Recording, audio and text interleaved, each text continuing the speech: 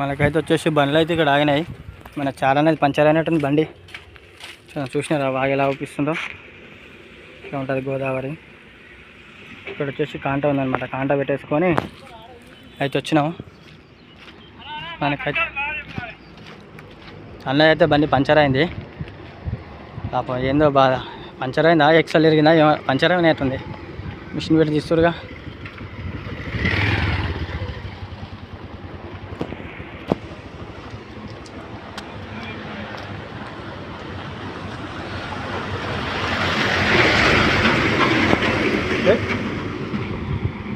దుమ్ము చల్లకుండా ఏమైందా నా చారానా లోపల తిన్నట్టుందిగా. ఇట్లా ఉంటాయి డ్రైవర్ల బాధలు. ఇంతలేమో రోడ్లు వేపియారు. లోపల టైర్ అయితే పంచర్ అయింది.